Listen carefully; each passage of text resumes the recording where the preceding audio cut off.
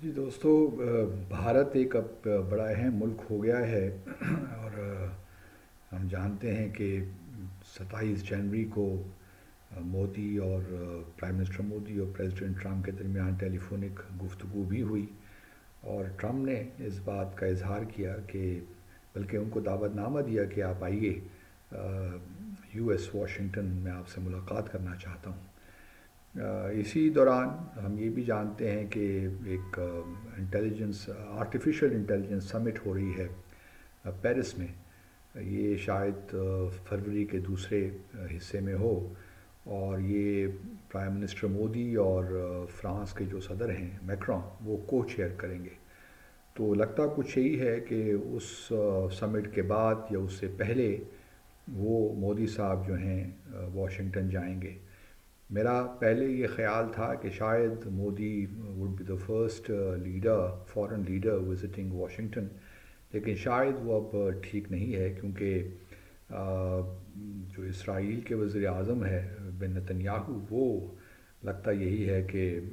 اگلے ایک ہفتے میں شاید وہ واشنگٹن میں ہوں، کیونکہ اس وقت جو پریزیڈنٹ ٹرمپ کے اسپیشل انوائے ہیں، یہ اسپیشل ریپرزینٹیٹیو مڈل ایسٹ کے لیے اسٹیو وٹکاف، وہ اس وقت اسرائیل کے دورے پہ ہیں، اور غزہ میں جو صورتحال ہو رہی ہے اس کا بھی مشاہدہ ہو رہا ہے۔ اور جو پریزیڈنٹ ٹرمپ نے کہا کہ جی 1 ملین کے قریب فلسطینی غزہ سے نکل جائیں، اور پھر سیز فائر کے بارے میں بھی گفتگو ہو رہی ہے کہ معاملات کو کس طرح آگے لے کر چلا جائے۔ لیکن پرائم منسٹر مودی جو ہیں obviously he has emerged as a strong player on the international scene، اور لگتا کچھ یہی ہے کہ پریزیڈنٹ ٹرمپ اور پرائم منسٹر مودی جو اگلے 4 سال ہوں گے، بڑے کلوزلی ایک دوسرے کے ساتھ کولیبوریٹ کریں گے، پالیسیز کو کوآرڈینیٹ کریں گے۔ گو کہ امیگریشن کا معاملہ اپنی جگہ ہے، اور ویزا H1B ویزے کا ہی معاملہ اپنی جگہ موجود ہے، کیونکہ جہاں تک امیگریشن کی بات ہے، صدر ٹرمپ کا بالکل واضح پیغام ابھی تک تو یہی لگ رہا ہے کہ اس پہ کوئی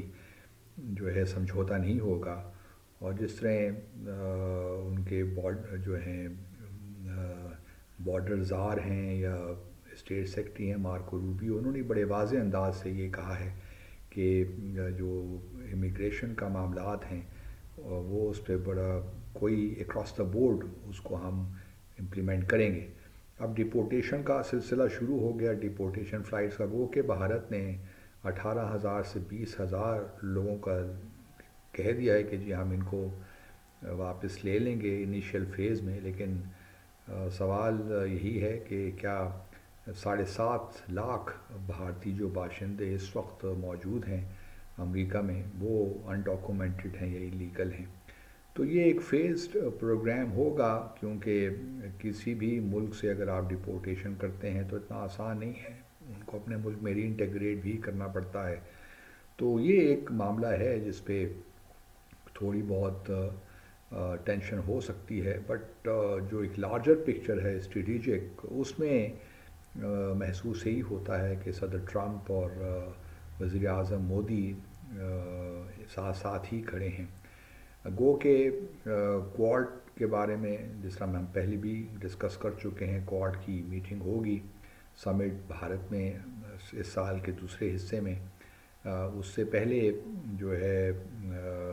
صدر پریزیڈنٹ پرائم منسٹر جو مودی ہیں بھارت، وہ بھی اپنے آپ کو ری پوزیشننگ کر رہا ہے، اور میرے خیال میں کافی حد تک کامیابی بھی ہوئی ہے بھارت کو اگر آپ دیکھیے تو۔ ایک طرف چائنا کے ساتھ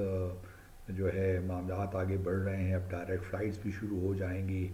اسی طرح جو ہے ویزا کا جو ایک معاملہ پڑا تھا وہ بھی ختم ہو جائے گا۔ پھر اس کے بعد کیلاش منسروور جو یاترا ہے اس سمر، وہ بھی اس کا بھی آغاز ہو جائے گا، جو معطل تھی کافی عرصے سے، نہیں ہو 4-5 سالوں سے نہیں ہو پا رہی تھی، تو وہ بھی اس کا بھی آغاز ہو جائے گا۔ تو چیزیں صحیح جانب بڑھ رہی ہیں، اور میں سمجھتا ہوں کہ بھارت کو کریڈٹ جاتا ہے، اور ان کی خاص طور پہ جس طریقے سے وہ کنسسٹنٹلی اور ایک پرسیویرنگلی وہ آگے بڑھ رہے ہیں، اور with a sense of purpose. دوسری طرف بدقسمتی کہہ لیجیے پاکستان کی کہ ہمارے ہاں جو ہیں محسن نقوی صاحب وزیر خارجہ بنے ہوئے ہیں، ان کا جو دورہ تھا ٹائمنگ بالکل غلط، کوئی اس سے کوئی مقصد نہیں تھا اس کا، اور ہمارے فارن آفس نے بڑے واضح طور پہ بیان کیا کہ ان کا کوئی تعلق نہیں تھا اس وزٹ کے ساتھ۔ تو کیا یہ وزٹ ہو سکتا تھا، اور ہوا کیوں ہوا بغیر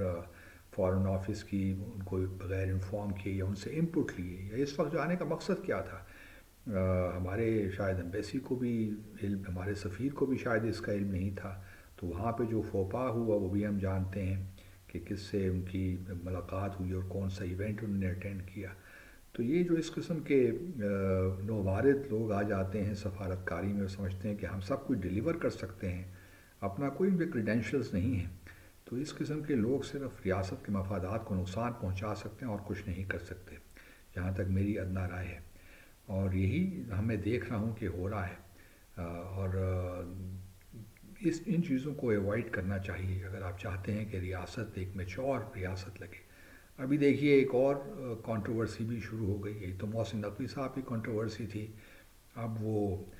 جینٹری بیچ ایک نامی صاحب جو ہیں ان کی کنٹروورسی شروع ہو چکی ہے کہ وہ کون ہیں، وہ ہیں کیا؟ وہ ایک ہیج فنڈ کے مینیجر ہیں، اور اس کو ہم نے ایک ہوا بنا دیا۔ اس سے پہلے بھی افریقہ کے ایک ملک سے ایک ڈیلیگیشن آیا تھا، وہ فیک ڈیلیگیشن تھا، وہ یہاں پہ سارا پروٹوکول انجوائے کر کے واپس چلا گیا۔ یہ بھی اسی قسم کی کہانی لگتی ہے، انویسٹمنٹ کیا آنی ہے اس طرح کے وزٹ سے؟ بڑے بڑے بیانات، پرائم منسٹر سے میٹنگ بھی کروا دی، مجھے سمجھ نہیں آتا کہ کیا ہم لوگ ہیں۔ کہا کہ جی ٹرمپ کے بڑے کلوزلی، وہ بڑے زبردست ان کے دوست ہیں، ان کو جانتے ہیں، حالانکہ ایسی کوئی بات نہیں ہے، تفصیل تو میرے تفصیل بہت ہیں اس کے بارے میں، لیکن میں صرف یہی بتانا چاہتا ہوں کہ ہمارے ہاں گیمکس سے زیادہ توجہ دی جاتی ہے، ڈومیسٹک کنزمپشن کے لیے معاملات۔ وہ رچرڈ گرینل نے جو ٹرمپ کے انوائے ہیں فار اسپیشل مشنز، انہوں نے کہیں ٹویٹ پہلے کر دیے عمران خان کے حق میں، تو اس کو لے کر یہ سارا وزٹ توجہ ہٹانے کے لیے، اور پھر جو جینٹری بیچ نے بیان بھی دیا کہ جی وہ رچرڈ گرینل کو جو ہے مس لیڈ کیا گیا تھا۔ اب اس قسم کی کہانیاں شروع ہو گئی ہیں، اور پھر یہ بھی بتانے کی کوشش کر رہے کہ ٹرمپ انتظامیہ پاکستان کے حق میں ہے اور بڑی، حالانکہ میرا خیال ہے کہ یو ایس ایمبیسی اسلام آباد نے بڑے واضح طور پہ کہا ہے کہ وہ کوئی آفیشیل وزٹ نہیں تھا اور کوئی تعلق نہیں تھا، اور ہمیں اس کا علم بھی نہیں تھا۔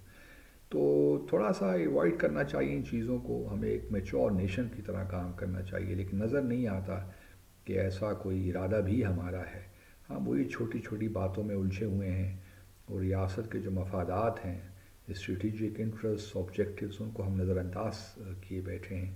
تو یہ کسی طور بھی doesn't augur well for the country in my view.